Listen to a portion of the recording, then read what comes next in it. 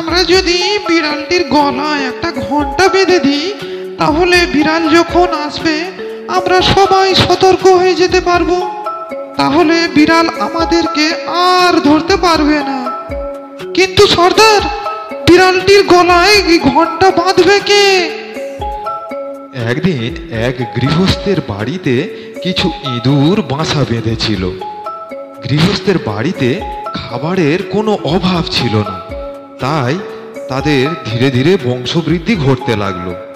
গৃহস্থের রান্নাঘরের খাবার চুরি করে খেয়ে তারা দিনের পর দিন আরো বেশ স্বাস্থ্যবান হতে লাগলো। মা মা, আমার যে বড্ড খিদে পেয়েছে, আমাকে কিছু খেতে দাও না মা।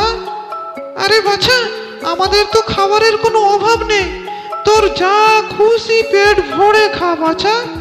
এদিকে ইঁদুরের অত্যাচারে অতিষ্ঠ হয়ে কৃষক বাড়িতে একটা বিড়াল পুষল। গৃহস্থ বিড়াল পোষাতে ইঁদুরগুলো হলো এক জ্বালা। তারা যখন তখন আর বাইরে বেরোতে পারে না, কারণ বিড়ালটি কখন যে কোথায় ওত পেতে বসে থাকে তার ঠিক ঠিকানা নেই। আর এ তো যেমন তেমন বিড়াল নয়, এ হলো হুলো বিড়াল। একটু সুযোগ পেলেই খপ করে ইঁদুরের ছানাকে ধরে গালে করে নিয়ে চলে যায়। ইঁদুরগুলির চিরশত্রু বাড়িতে আসাতে তাদের হয়েছে এক জ্বালা। মা মা, আমার যে বড় খিদে পেয়েছে মা, আমাকে কিছু খেতে দাও না মা। আরে বাছা, আমি কিভাবে তোকে খেতে দেব? বাইরে যে বিড়ালটা ওত পেতে বসে আছে, আমি বাইরে গেলেই এক্ষুনি খেয়ে ফেলবে। বিড়ালের হাত থেকে বাঁচতে তারা যখন তখন আর বাইরে বেরোতে পারে না। এ হলো ইঁদুরদের একটা বড় জ্বালা। বিড়ালের হাত থেকে বাঁচবার একটা উপায় বের করতে হবে। সেই কারণে ইঁদুরদের সর্দার একদিন একটা সভার আয়োজন করলো।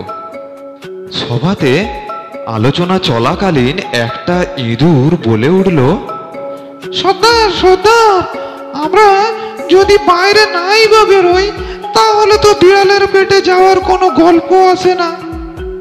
আরে গাধা কোথাকার, আমরা যদি বাইরে না বেরোই তাহলে আমাদের খাবার জোগাড় হবে কি করে?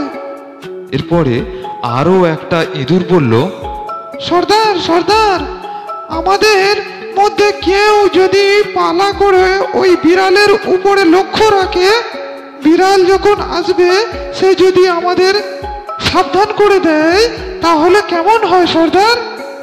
এই প্রস্তাবে আবার একটা ইঁদুর বলে উঠল, আরে বোকা কোথাকার, আমাদের মধ্যে যেই বিড়ালটির দিকে লক্ষ্য রাখবে, বিড়াল তো আগে তাকেই খাবে না। ইঁদুরদের সভা চলতেই থাকে, কিন্তু একটা স্থায়ী সমাধান আর খুঁজে পাওয়া যায় না। যে যার মতো বক্তব্য রাখতে থাকে সেই সভাতে। হঠাৎ সবার মাঝে থেকে একটা ইঁদুর বলে উঠল, সর্দার সর্দার, আমার কাছে একটা সমাধান আছে। বিড়ালটির গলায় যদি একটা ঘন্টা বেঁধে দেওয়া যায়, তাহলে বিড়াল যখন আসবে আমরা সবাই আগে থাকতে সাবধান হয়ে যেতে পারবো। ইঁদুরটির এই কথা শুনে সবাই তো খুব সাধুবাদ জানালো এবং খুবই আনন্দ পেল।